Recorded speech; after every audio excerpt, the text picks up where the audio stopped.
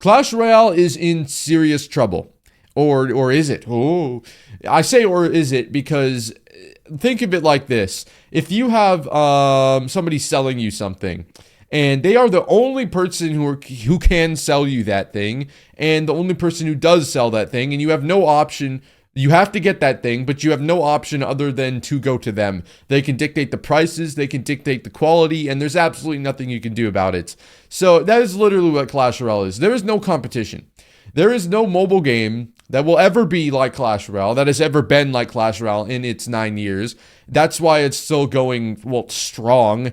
And there is just, I've never seen less hype for new cards in my 9 years on this app. There's a whole new champion and a new executioner. And I'm not just reading off the Reddit post. I haven't seen any hype about either of these things. I don't know if the people are just tired of the same old recycled crap. Broken Evolution gets nerfed after 2 months after everybody buys it. Supercell really isn't doing a good job at dealing with those allegations. Because I'm sure... I'm not going to say... Look, I'm not saying anything. If I was Supercell, I think this is a great monetization strategy. You make a new evolution. First of all, aside from what you think about evolutions, it's a good monthly monetization strategy. However, it's boring as hell, and people are just tired of it. And the boss bandit is literally a bandit evolution with no heart put into it at all. It's literally a bandit that's thick and does more damage. That's it. And it teleports backwards. I think it's pretty cool, like the idea of it. Like teleporting backwards, but that's like it. That's literally it. Nobody cares.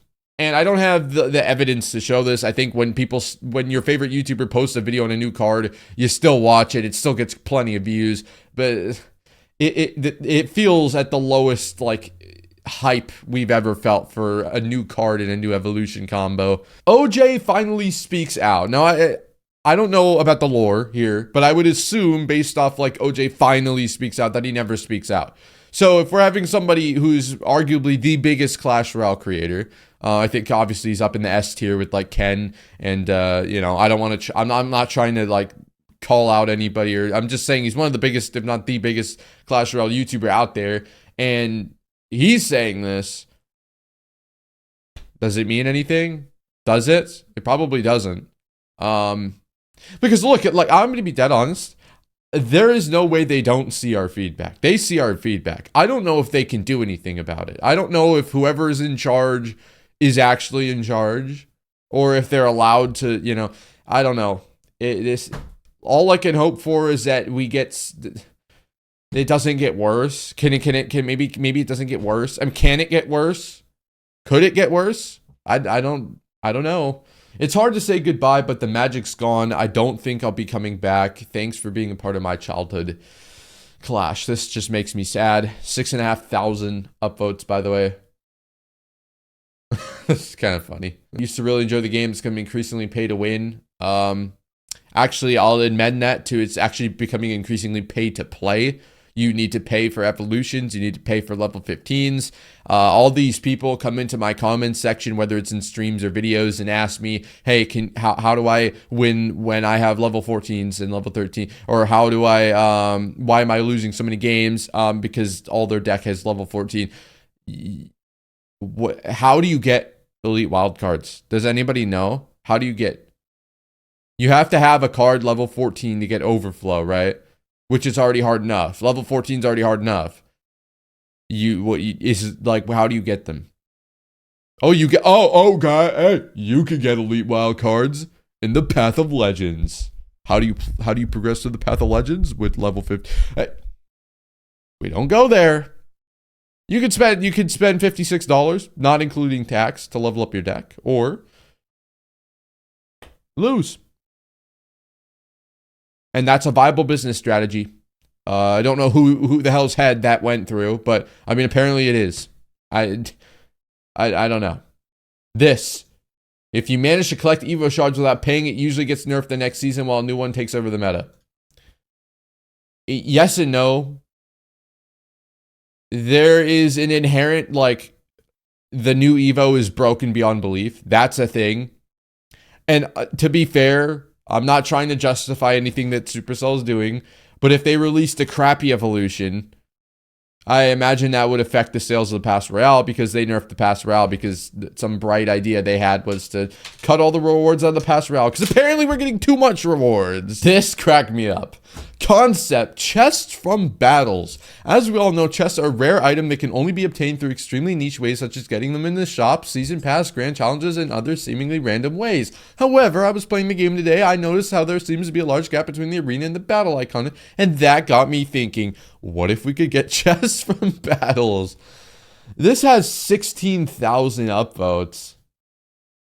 16,001 now. Speaking of magical items, I think they really killed their economy with these. I think that was a massive mistake. I think that they really screwed up with magic items. Like, once you release magic items into the wild, you can no longer, like, control your own economy.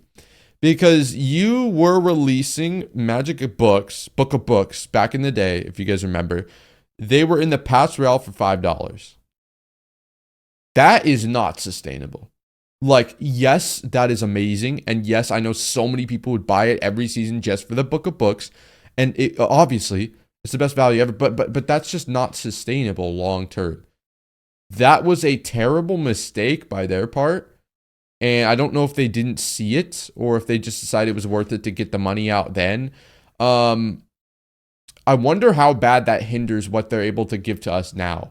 I just do. Because as much as I like playing, you know, I hate, Supercell sucks. I don't really think that. Like, I'm not just trying to spew hate. I'm not just spewing negativity. I'm just telling you how I see it.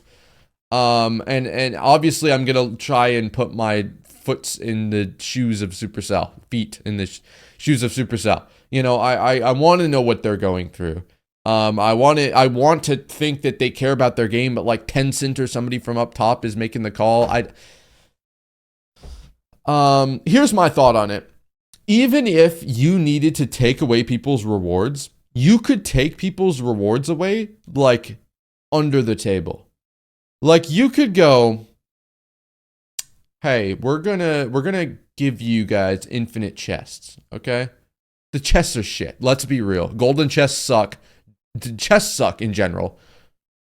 You give us infinite chests, and then under the table, you, like, take away the daily task rewards.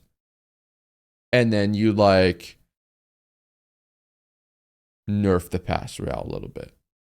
But all that goes a little bit under the table. Maybe people still are angry about it, but we got infinite chests. And it's not about the rewards from the chests necessarily, because people, look, the player base, how smart are we really? Are we really that intelligent? If we see infinite chests, that's the highlight of the update. And if you're gonna, like, how, I don't have the data for this, but how detrimental to the game's economy is giving people infinite chests? Realistically, even if there are infinite chests, how many games am I possibly going to play in a day if I'm not a content creator to get chests? And with the current chest cycle, I would still be getting, like, maybe take overflowing gold crates out. Like, if we're getting too much gold, then take the gold crates out. Give us, like, standard gold crates only.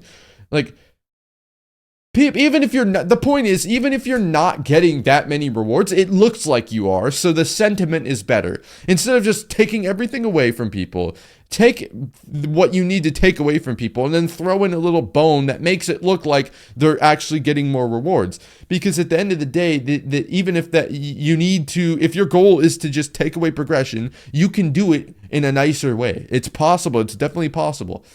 That's just my thought on it. What is this? 500 gold. 500 gold, guys. That's your reward. And a shitty banner. Here's my thought process. If you can't give us rewards, just what are you doing? Who is playing this? Are you guys playing? Are you playing the Execution Revolution draft? Who plays these modes? I mean, I would say even if they had good rewards, but they've never had good rewards. So, like, okay, what if you gave us, like, an Evo shard at the end? No, we can't do that because their economy is shit or whatever. Because now tower chests are gone. How are we supposed to unlock the world chest? You get lucky at a lucky drop. I don't think they thought about this. I really don't. I just don't understand. It feels like 70% of the update is just things they didn't think about like happening. So yeah, I mean, look, I think Supercell's a very talented company. I think they have very talented people working at them. I think they have great vision, and they have, you know, one of the greatest, if not the greatest creator program I've ever seen. And it just disappoints me because I see how much potential they have, and it just upsets me what they're doing with the game. I don't know if it's up to the people that we talk to, that I talk to. I don't know if it's up to them to make these decisions. Maybe it's Tencent. It's the higher ups. I don't know what it is, but the game is very it's I feel like it's a bad another missed update away from just dying. Like it'll never really die because it's the only game that is like it. So it'll always have people playing it, but the hype for the game is sitting here, right? It's sitting here. It's just waiting to be unleashed. There's a massive TikTok audience of people who would love to follow this game. I just hope that Supercell could see like that even if you take a hit to your revenue to make the player base happy, revive the player base again, that is made up for by the fact that if you get these players back, it goes up. But I mean, the game is in a very bad state. But on a, you know, to end on a silver lining, because I don't like being a negative Nancy, I think the game is also one good update away from being in its second prime. But it would need to be a pretty good update. It would need to be pretty big. And I don't know if they have it in them. But Clash Royale is a game that will never fully die. It will never really die. And it's just waiting for somebody to come along and save it. So hopefully they can do that.